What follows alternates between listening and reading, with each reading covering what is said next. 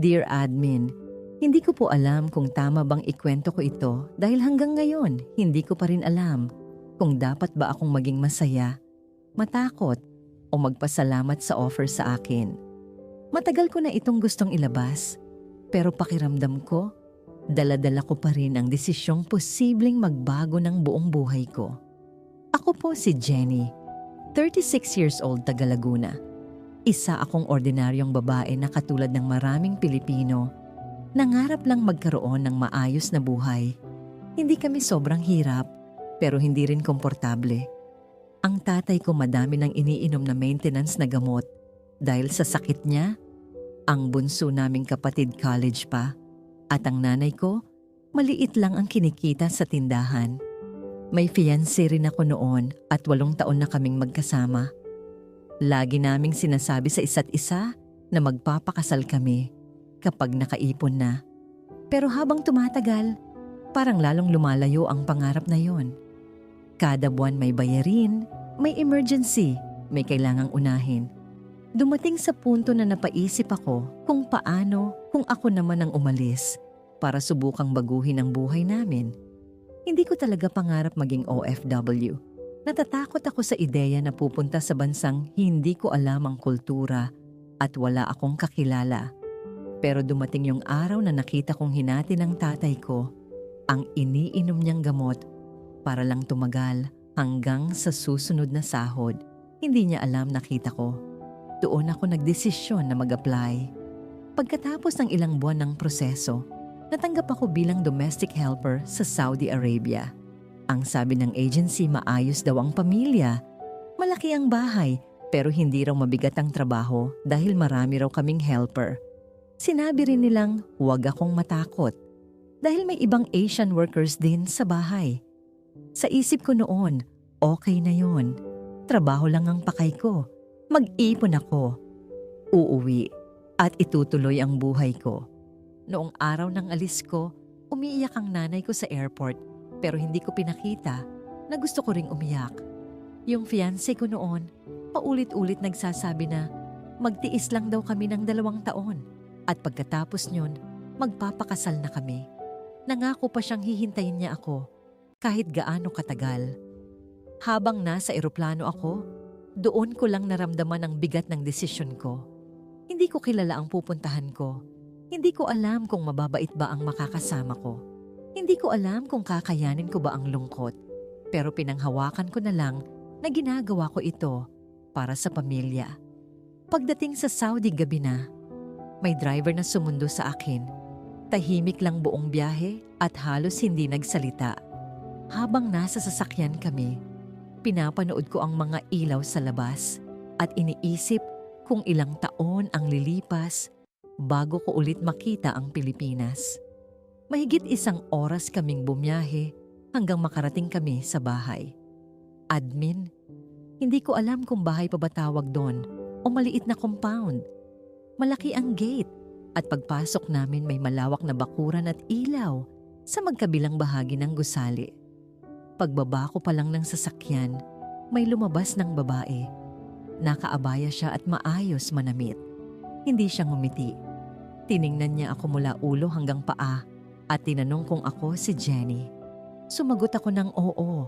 Sinabi niyang siya si Yasmin at sumunod na lang daw ako. Habang naglalakad kami papasok, napansin kong kakaiba ang bahay. May 2 sala. May 2 dining area. May mga bahagi ng bahay na parang eksklusibo at hindi pinapasukan ng iba.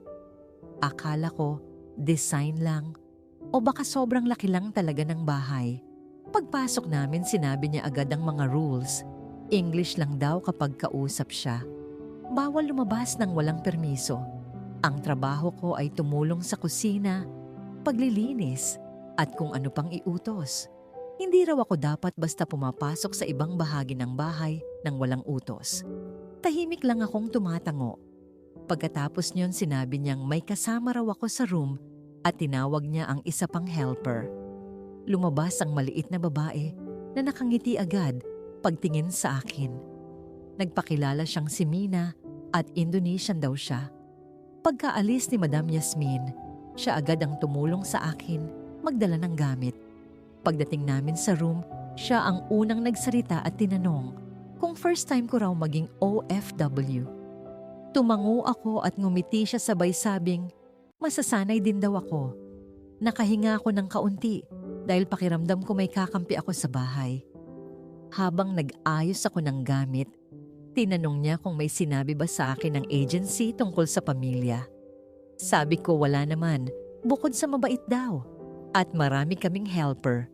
Tahimik siya ng ilang segundo bago tumingin sa pinto at lumapit sa akin. Mahina niyang sinabi na huwag daw akong magugulat sa sasabihin niya. Napatingin ako sa kanya at doon niya sinabi na 2 ang asawa ng amo namin. Akala ko mali lang pagkakarinig ko. Tinanong ko kung anong ibig niyang sabihin. Ipinaliwanag niya na may 2 asawa si Sir Omar. Si Amira ang unang asawa at si Yasmin ang pangalawa. Biglang nagkaroon ng paliwanag lahat ng napansin ko. Pagpasok pa lang. Kaya pala may 2 sala. Kaya pala may 2 dining area. Kaya pala may hiwa-hiwalay na bahagi ng bahay. Tinanong ko kung okay naman ba sila. Napangiti si Mina pero parang pagod ang ngiti niya. Sabi niya okay naman daw basta tahimik ang lahat. Hindi na ako nagtanong pa dahil pakiramdam ko may mga bagay na mas mabuting huwag muna alamin. Kinabukasan nagsimula ang trabaho ko. Tinulungan ako ni Mina sa routine at doon ko mas napansin na parang may invisible line sa bahay. Magkaiba ang pagkain, magkaiba ang helper assignment at may mga lugar na para lang sa isang side. Hindi ko pa rin nakikita ang amo kaya akala ko baka sobrang busy lang. Bandang tanghali, unang beses kong nakita si Madam Amira. Mas matanda siya kay Yasmin at mas seryoso ang aura niya. Dumaan siya at tumingin sa akin. Tinanong lang niya kung bagong helper ako. Sumagot ako ng oo. Tiningnan niya ako sandali at sinabi lang niyang magtrabaho ako ng maayos bago tuluyang umalis. Hindi ko alam bakit, pero mas kinabahan ako sa kanya kaysa kay Madam Yasmin. Lumipas ang ilang araw at unti-unti akong nasanay sa sistema ng bahay. Bihira kong makita si Sir Omar dahil madalas daw nasa business meetings o wala sa bahay. Kaya ang nasa isip ko noon, simple lang ang trabaho ko. Mag-ipon, umiwas sa problema, at umuwi. Hanggang isang gabi habang inaayos ko ang dining area sa side ni Madam Yasmin dahil may dinner daw, narinig kong may pumasok.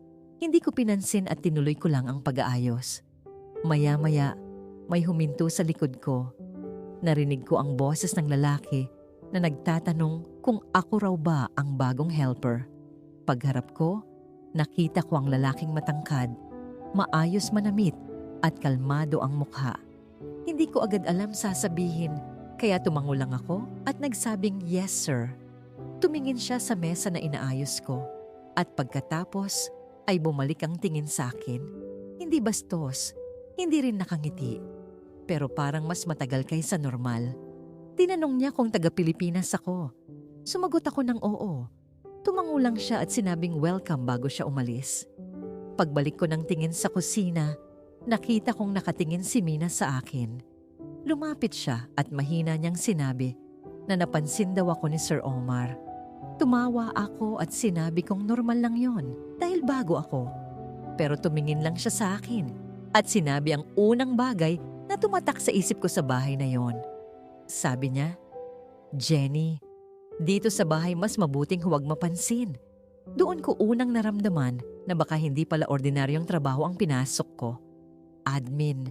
Noong mga unang linggo ko sa bahay na yon, pinilit kong huwag masyadong mag-isip. Ang sabi ko sa sarili ko, hindi ko problema kung ilan ang asawa ni Sir Omar. Hindi ko problema kung bakit hiwalay ang sistema sa bahay. At lalong hindi ko problema kung may tensyon sa pagitan nila. Ang trabaho ko lang ay gawin ang inuutos sa akin, mag-ipon at umuwi sa Pilipinas. Pero habang tumatagal, mas naiintindihan ko kung bakit sinabi ni Mina na mas mabuting huwag mapansin sa bahay na yon. Hindi pala sapat na tahimik ka lang. Kailangan marunong ka ring umiwas sa mga bagay na hindi mo naman sinasadya pero pwede kang idamay. Nagsimula yon sa maliliit na bagay. Kapag si Madam Yasmin ang naguutos, gusto niyang eksakto ang pagsunod. Tahimik siya, pero mapapansin mong gusto niyang kontrolado lahat. Samantalang si Madam Amira naman, hindi madalas magsalita, pero kapag may sinabi siya, gusto niyang masunod agad. Hindi sila nag-aaway sa harap namin, pero ramdam mo ang kompetisyon. Kapag may bagong dekorasyon sa side ni Madam Yasmin, makalipas ang ilang araw, may bagong ipapagawa rin si Madam Amira. Kapag may espesyal na pagkain sa isang side, may mas espesyal na pagkain sa kabilang side. Hindi nila sinasabi pero ramdam mong pareho silang gustong patunayan na sila ang mas mahalaga sa bahay. Dahil bago ako, kadalasan ako ang inuutusan sa mga bagay na ayaw na gawin ng iba. Isang araw inutusan ako ni Madam Yasmin na tulungan siyang maghanda para sa bisita. Maaga pa lang nagluluto na kami at nag-aayos ng dining area. Dahil mahilig ako mag-ayos ng presentation ng pagkain kahit sa Pilipinas pa, inayos ko ng maayos ang mesa at nilagyan ko ng simpleng design ang plato at flowers. Hindi ko naman yun ginawa para magpasikat. Nakasanayan ko lang. Nang dumating si Sir Omar para kumain, napansin kong tumingin siya sandali sa mesa bago siya umupo. Narinig kong tinanong niya si Madam Yasmin kung sino ang nag-ayos.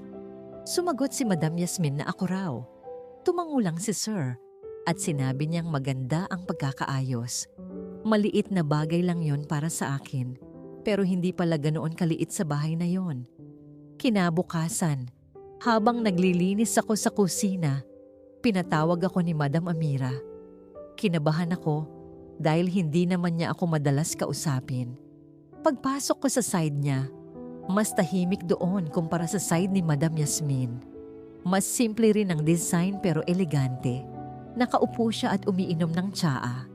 Tiningnan niya ako at tinanong kung ako raw ba ang nag-ayos ng mesa kagabi. Sumagot ako ng oo. Tahimik lang siya ilang segundo bago sinabing simula bukas, tutulong na rin ako minsan sa side niya. Nagulat ako pero tumango lang ako. Paglabas ko ng room, agad akong nilapitan ni Mina. Tinanong niya kung bakit daw ako pinatawag. Sinabi ko lang na tutulungan ko rin minsan si Madam Amira. Napailing siya at mahina niyang sinabi na hindi raw maganda yon. Tinanong ko kung bakit. Sabi niya, mas mabuti raw na isang side lang ang madalas mong pinagsisilbihan dahil kapag pareho kang napapansin, mas madali kang mapag-initan. Hindi ko agad naintindihan ang ibig niyang sabihin. Lumipas ang ilang araw at naging routine ko na ang tumulong sa magkabilang side. Sa una, maayos naman. Kapag nasa side ako ni Madam Yasmin, tahimik lang kami at trabaho lang. Kapag nasa side naman ako ni Madam Amira, mas madalas niya akong tanungin tungkol sa Pilipinas. Minsan tinanong niya ako kung may asawa na ba ako. Sabi ko fiancé pa lang. Tinanong niya kung bakit ako umalis kung ikakasal na pala ako. Sinabi ko ang totoo na kailangan ko munang unahin pamilya ko. Hindi siya nagsalita, pero tumango siya na parang naiintindihan niya. Isang hapon, nagkaroon ng maliit na problema na hindi ko inaasahan. Nagluluto ako sa kitchen ni Madam Yasmin nang may tumawag sa akin para tulungan si Madam Amira sa kabilang side. Dahil nagmamadali ako, hindi ko agad nasabi kay Madam Yasmin na aalis muna ako. Pagbalik ko, nakita kong malamig ang mukha niya. Hindi siya sumigaw. Hindi siya nagalit ng direkta. Sinabi lang niya na kapag nasa side niya ako, doon lang daw ako dapat. Humingi ako ng pasensya at sinabi kong tinawag lang ako. Tumango siya pero pakiramdam ko hindi siya natuwa. Kinagabihan, habang nagliligpit ako ng mesa, dumating si Sir Omar. Napansin niyang parang tahimik ako at tinanong niya kung okay lang ba ako. Nagulat ako dahil hindi ko inaasahan na mapapansin niya. Sinabi ko lang na pagod. Tumango siya at sinabi niyang huwag ko raw masyadong isipin ang trabaho dahil normal daw na mahirap sa umpisa. Simpleng usapan lang yon, pero hindi ko alam na may ibang nakakita. Kinabukasan, Habang naglilinis ako ng hallway, nadaanan ako ni Madam Amira. Huminto siya at tinanong kung ano raw pinag-usapan namin ni Sir kagabi.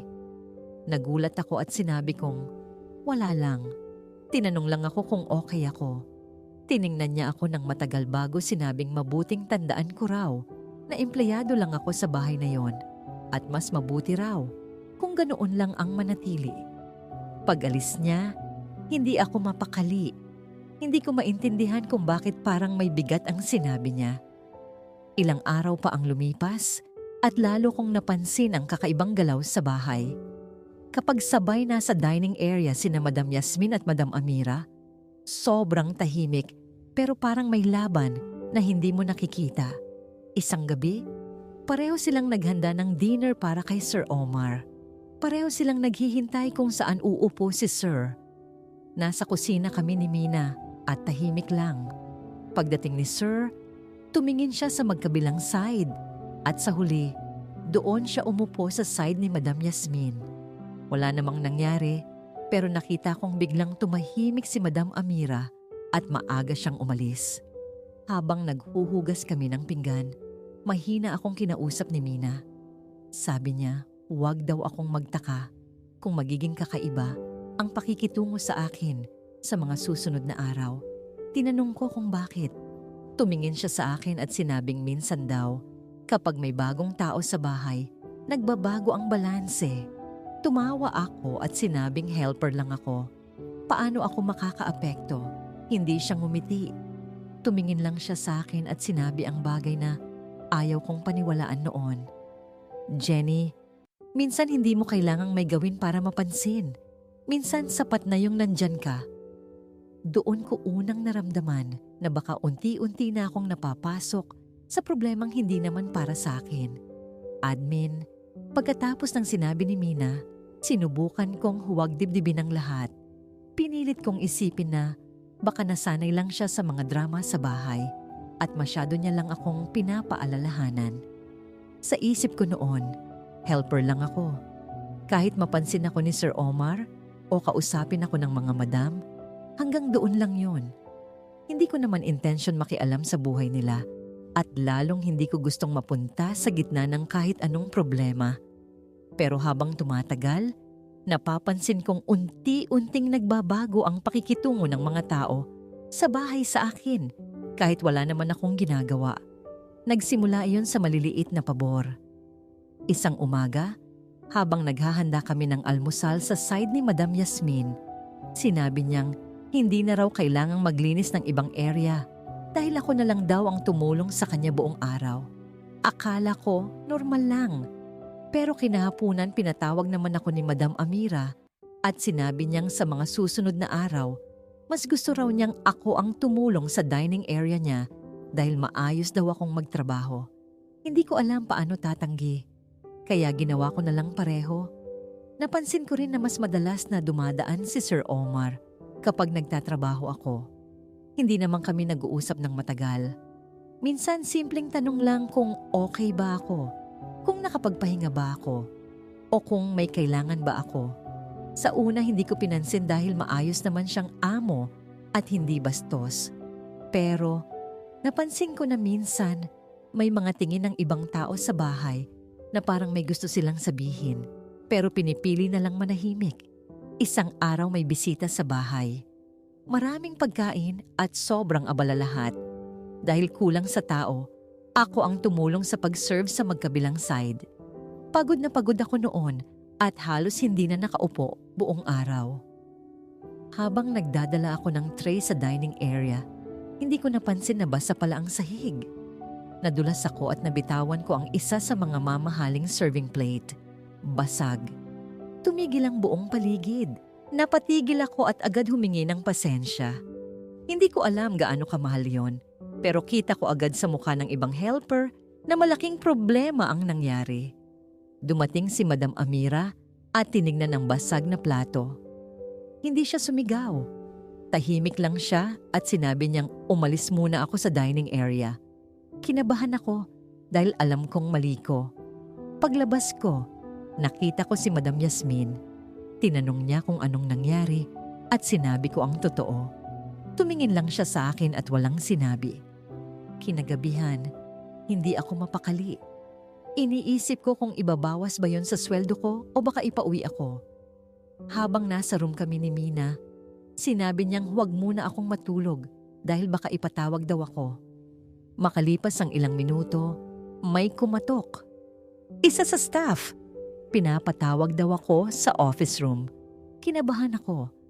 Habang naglalakad papunta doon, iniisip ko na, paano kapag pinagbabayad ako? Paano kapag pinauwi ako? Wala pa akong ilang buwan sa Saudi. Pagpasok ko, nandoon si Sir Omar. Pinaupo niya ako. Tinanong niya kung bakit daw ako kinakabahan.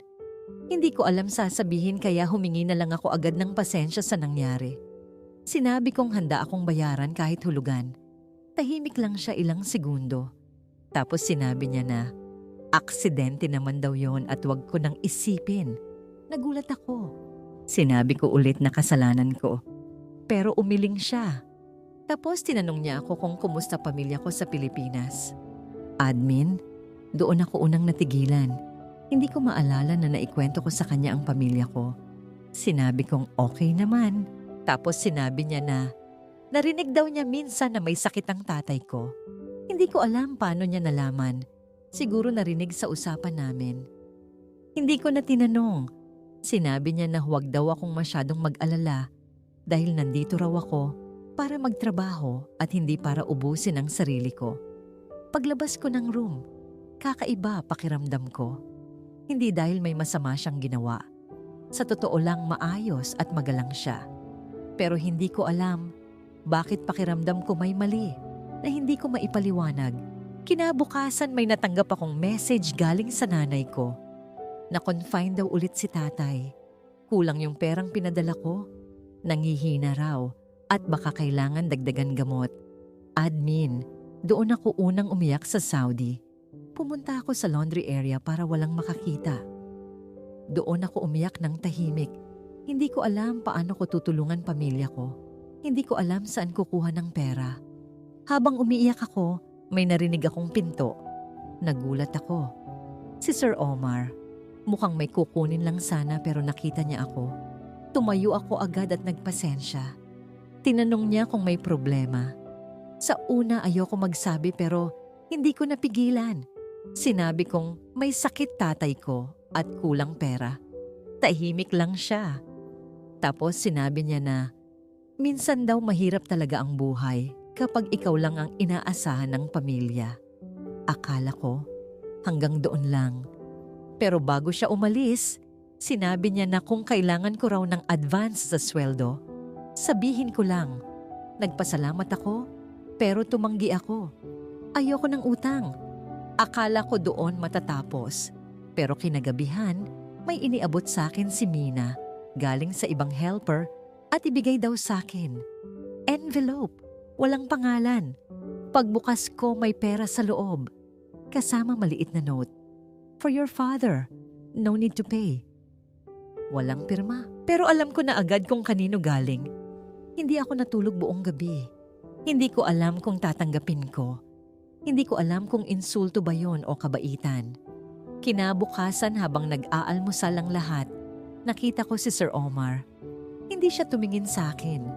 Parang walang nangyari. Mas lalo akong hindi mapakali.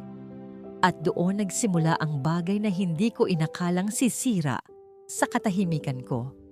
Habang nagliligpit ako ng mesa, nadaanan ako ni Madam Amira. Huminto siya. Tumingin siya sa akin. Tapos mahina niyang sinabi, "Be careful, Jenny. Not every kindness is free." At doon ko unang naramdaman na baka may nakikita na silang lahat na hindi ko pa nakikita sa sarili ko. Admin. Pagkatapos sabihin ni Madam Amira ang mga salitang yon, hindi ko agad naintindihan kung ano ang ibig niyang sabihin. Sa isip ko noon, baka normal lang na nag-aalala siya bilang isa sa mga amo sa bahay. Pinilit kong huwag lagyan ng mali siya ang lahat dahil wala naman talagang nangyayari. Hindi ako nakikipag-usap kay Sir Omar nang higit sa kailangan. Hindi rin ako humihingi ng espesyal na trato. Kaya noong mga sumunod na araw, mas naging maingat ako. Iniiwasan kong mapag-isa kapag may ibang tao sa paligid. Kapag may iuutos si Sir Omar, sinisigurado kong may ibang helper na kasama. Kapag magpapasalamat siya, tangulang at alis agad. Sa isip ko, kapag mas tahimik ako, mawawala rin lahat ng kakaibang tingin. Pero admin, may mga bagay pala na kahit umiwas ka, kusang lumalapit. Hindi ko ginastos yung perang nasa envelope. Tinago ko lang muna. 3 araw akong hindi mapakali kung ibabalik ko ba o gagamitin ko para kay tatay. Sa huli, tumawag ulit nanay ko at sinabi niyang kailangan na talagang bumili ng gamot at may ilang laboratory na hindi pa nagagawa. Hindi ko na kinaya. Ginamit ko ang pera pero sinabi ko sa sarili ko na ibabalik ko yon pagdating ng sweldo. Kinabukasan, naghihintay ako ng pagkakataon para makausap si Sir Omar at magpasalamat. Hindi ko alam paano sisimulan dahil nahihiya ako. Bandang hapon, nakita ko siya sa office area ng bahay. Lumapit ako at sinabi kong salamat sa tulong at ibabalik ko agad kapag sumahod ako. Tumingin siya sa akin na parang hindi niya agad naintindihan sinasabi ko. Tapos sinabi niya na hindi na raw kailangang ibalik. Sinabi ko, hindi pwede dahil hindi ako sanay tumanggap ng pera. Ngumiti lang siya ng kaunti at sinabi niya, if helping someone becomes a debt, then it stops being kindness. Hindi ko alam bakit, pero tumahimik ako pagkatapos noon. Nagpasalamat ulit ako at umalis. Akala ko doon matatapos, pero napansin kong parang may nagbago. Mas madalas na akong pinapatawag sa mga bagay na dati hindi naman ako kasama. Kapag may family dinner, gusto ni Madam Yasmin na tumulong ako sa setup. Kapag may bisita si Madam Amira, gusto rin niya ako ang mag-prepare. Pakiramdam ko nasa gitna ako ng 2 side nang hindi ko alam kung bakit. Isang gabi habang naghahanda kami ng hapunan, tahimik kaming nagtatrabaho ni Mina nang bigla niyang tanungin kung totoo bang kay Sir daw galing yung perang inabot niya. Nagulat ako. Tinanong ko kung paano niya nalaman. Sabi niya sa bahay na yon, mabilis kumalat ang mga bagay na akala mo sikreto. Kinabahan ako. Tinanong ko kung sino may alam. Hindi siya sumagot agad. Tapos sinabi niya na huwag daw akong mag-alala pero maging maingat. Hindi ko na siya pinilit magsalita. Kinabukasan, pinatawag ako ni Madam Yasmin sa room niya. Pagpasok ko, normal lang naman siya. Pinaupo niya pa ako at tinanong kung kumusta tatay ko. Nagulat ako dahil hindi ko alam na alam niya. Sinabi kong okay naman na. Tahimik lang siya. Tapos tinanong niya kung okay daw ba ang trabaho ko at kung may problema. Sabi ko wala. Tapos bigla niyang sinabi na kapag may kailangan daw ako, pwede ko siyang lapitan. Dahil matagal na raw siyang may mga empleyado at alam niya ang hirap ng malayo sa pamilya. Nagpasalamat ako. Pero habang palabas ako ng room, sinabi niya ang hindi ko inaasahan. Jenny, don't misunderstand people's kindness. Tumigil ako sandali, pero hindi na ako lumingon. Hindi ko alam kung payo ba yon o babala. Mas lalo akong naging mailap sa lahat. Lumipas ang ilang linggo at dumating ang araw na hindi ko inaasahang sisira sa katahimikan ko. May maliit na family gathering sa bahay. Kumpleto silang lahat at may ilang kamag-anak.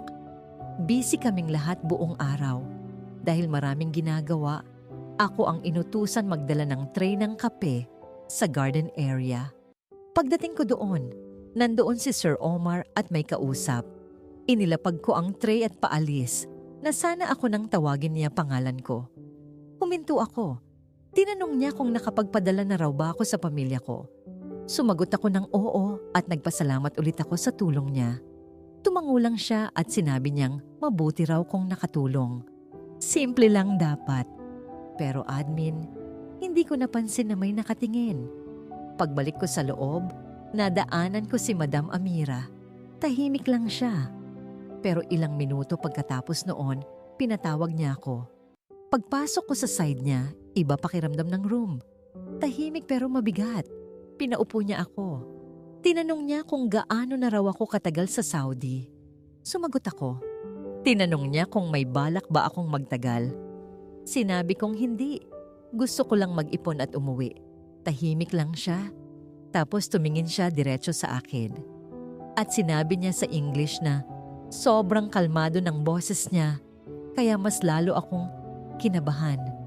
Jenny, I hope you know the difference between being treated well and becoming comfortable. Hindi ko agad naintindihan. Sinabi ko na hindi ko po naiintindihan. Tumayo siya at lumapit sa bintana. Hindi siya tumingin sa akin. Tapos sinabi niya, sometimes people don't notice when they slowly become part of something they never intended to join. Hindi ko alam paano sasagot. Tahimik lang ako. Paglabas ko ng room, hindi na ako mapakali. Noong gabing yon, hindi ako makatulog. At habang nakahiga ako, may nag-message. Hindi galing sa Pilipinas. Hindi rin galing kay Mina. Isang simpleng message lang. Unknown number. Thank you for staying strong. Kasunod nito, Omar. At doon ko unang naramdaman na baka hindi na talaga tungkol sa trabaho lang ang lahat. Admin. Pagkatapos ng message na yon, hindi ako nakatulog buong gabi. Ilang beses kong binuksan at sinara ang cellphone ko. Hindi ko alam kung sasagot ba ako o hindi. Sa totoo lang, wala namang mali sa mismong message. Walang masamang salita. Walang panliligaw. Walang kahit anong diretsyong ibig sabihin. Pero hindi ko maipaliwanag kung bakit parang may mabigat na pakiramdam sa dibdib ko. Hindi ko alam kung dahil ba sa mga sinabi ni Madam Amira at Madam Yasmin o dahil sa unang beses mula nang dumating ako sa Saudi, naramdaman kong baka hindi na ako invisible sa bahay na yon. Hindi ako sumagot. Binura ko ang message at natulog. Kinabukasan normal lang ulit ang lahat. Parang walang nangyari. Si Sir Omar hindi rin ako kinausap. Dumaan lang siya at trabaho lang ang usapan. Doon ako medyo nakahinga. Sinabi ko sa sarili ko na baka wala lang talaga yon at ako lang ang nag-iisip ng sobra. Ilang araw ang lumipas at bumalik sa dati ang routine. Pero habang tumatagal, mas nararamdaman kong parang may inaabangan ng buong bahay. Hindi ko alam kung ako lang ba ang nag-iisip o may alam silang hindi ko alam. Isang umaga habang nag-ayos ako ng breakfast, sa side ni Madam Yasmin, tumunog cellphone ko. Message galing sa nanay ko. Mas okay na raw si tatay, pero kailangan pa rin ng tuloy-tuloy na gamot. Nagpasalamat siya sa perang na ipadala ko at sinabi niyang malaking tulong yon. Habang binabasa ko yon, hindi ko maiwasang maalala kung saan nanggaling ang perang yon. Doon ko naisip na hindi ko pwedeng hayaan na may utang na loob akong hindi malinaw ang hangganan. Bandang tanghali, hinanap ko si Sir Omar. Nakita ko siya sa office area. Nagpaalam ako kung pwede kaming mag-usap sandali. Pinaupo niya ako at sinabi kong gusto kong ibalik ang perang ibinigay niya kahit paunti-unti. Tumingin siya sa akin ng ilang segundo bago siya ngumiti ng mahina. Sinabi niya na hindi na kailangan. Sinabi ko ulit na gusto kong malinaw ang lahat at ayoko ng espesyal na trato. Tumango siya at ilang segundo siyang tahimik. Tapos sinabi niya, ang hindi ko inaasahan. Sinabi niyang alam daw niyang iniiwasan ko siya nitong mga nakaraang linggo. Hindi ako sumagot. Sinabi niya na naiintindihan niya raw. Tapos tumingin siya diretso sa akin at sinabi niyang hindi raw niya ako gustong ilagay sa alanganin. Nagulat ako. Hindi ko alam paano napunta doon ang usapan. Tumayo siya at lumapit sa bintana. Tapos sinabi niya na may itatanong daw siya, pero hindi niya ako pipilitin. Hindi ko alam bakit. Pero kinabahan ako. Tahimik lang ako. Humarap siya at sinabi niya, Jenny, have you ever thought about staying in Saudi for good? Hindi ako agad nakasagot. Sinabi ko na hindi dahil uuwi rin ako sa Pilipinas pag nakaipon. Tumango siya. Tapos sinabi niya, what if you didn't have to worry about money anymore? Admin, doon ako kinabahan ng totoo. Sinabi kong hindi ko po naiintindihan. Tahimik siya ilang segundo. Tapos sinabi niya na matagal na raw niyang napansin kung paano ako magtrabaho, kung paano ko unahin pamilya ko, at kung paano ko hindi ginagamit ang kabaitan ng ibang tao para sa sariling kapakinabangan. Pakiramdam ko hindi na tama ang usapan. Sinabi ko na babalik na lang ako sa trabaho. Pero bago ako makaalis, sinabi niya, "I'm not asking you for an answer today." Huminto ako. Tapos sinabi niya, "If someday I ask you to stay, to become my third wife, not as an employee, knowing that it would mean embracing Islam and leaving your Christian life behind, would you even consider it?" Admin! Parang tumigil lahat sa paligid. Hindi ko alam ano mararamdaman ko. Hindi siya lumapit. Hindi siya nagpilit. Hindi siya ngumiti. Parang normal lang niyang sinabi. Pero para akong nawalan ng marinig. Hindi ako sumagot. Nagpaalam lang ako at lumabas. Paglabas ko, nanginginig kamay ko. Hindi ako makapaniwala sa narinig ko. Pagdating ko sa room, nandoon si Mina. Tiningnan niya mukha ko. Tapos sinabi niya, "Tinanong ka na ba?" Natigilan ako. Tinanong ko kung anong ibig niyang sabihin. Tahimik siya. Tapos sinabi niyang matagal na raw niyang napansin. At may isang bagay daw siyang hindi sinabi sa akin. Tinanong ko kung ano. Tumingin siya sa akin at sinabi, "Madam Yasmin was not Sir's first choice." Hindi ako nakapagsalita. Sabi niya minsan daw sa bahay na yon, hindi lang basta nangyayari ang mga bagay. Minsan nagsisimula raw sa kabaitan. Tapos concern. Tapos pagprotekta. Hanggang sa hindi mo namamalayan na kasama ka na. Hindi ako nakatulog buong gabi. Habang nakahiga ako, iniisip ko pamilya ko. Iniisip ko si tatay. Iniisip ko yung fiancé kong matagal ko nang hindi masyadong nararamdaman. Iniisip ko kung bakit sa dami ng tao sa bahay, bakit ako pa? Kinabukasan tumawag ang fiancé ko. Akala ko normal lang. Pero doon niya sinabi na may iba na siya at hindi siya sanay sa long distance relationship. Ayaw niya daw akong lukuhin at paasahin. Matagal na raw sila at ayaw na niyang ituloy ang kasal. Admin, hindi ako umiyak. Tahimik lang ako. Parang may naputol. Pagkababa ko ng tawag, tumingin ako sa salamin. At unang beses kong naisip ang bagay na ikinakatakot kong isipin. Paano kung wala na talagang naghihintay sa akin sa Pilipinas para magpakasal? At doon nagtapos ang araw na yon. Hanggang ngayon, admin, hindi ko pa rin makalimutan ang tanong ni Sir Omar.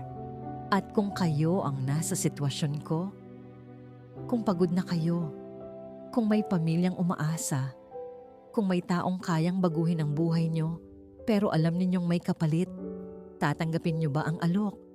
O uuwi pa rin kayo? Mga kabayan, grabe ang kwento ni Jenny. Hindi ito simpleng usapin ng pag-ibig o pera. Dito papasok ang tanong kung hanggang saan ang kaya mong isakripisyo para sa pamilya, religion at para sa sarili mong kinabukasan. Kung kayo ang nasa sitwasyon ni Jenny, tatanggapin nyo ba ang offer ni Sir Omar kung alam niyong magiging pangatlong asawa kayo? At para mangyari iyon, kailangan nyo pang mag-convert sa Islam at tanggapin na may dalawa nang nauna sa inyo. Tatanggapin nyo ba para mabigyan ng mas magandang buhay ang pamilya nyo at para hindi na problemahin ang pera? O pipiliin nyo pa ring umuwi at magsimula ulit kahit hindi sigurado ang naghihintay? At mga kabayan, may isa pa kaming gustong malaman. Saan nyo pinapanood ang videos natin? Anong bansa na kayo ngayon habang nanonood? I-comment nyo rin kung nasa Saudi, UAE, Qatar, Kuwait, Canada, Japan, Europe, Pilipinas o kahit saan man kayo nanonood para malaman natin kung hanggang saan na nakakarating ang ating mga kwento at mabati namin kayo sa mga susunod na video. At kung gusto nyo pa ng isa pang kwentong OFW na siguradong mapapaisip at mapapakomment kayo, panoorin nyo rin ang isa pa naming video na pinamagatang "Dalawa Sila Kapag Wala si Madam." Maraming salamat sa pananatili hanggang sa dulo ng kwentong ito. Thanks for watching and we'll see you in the next video.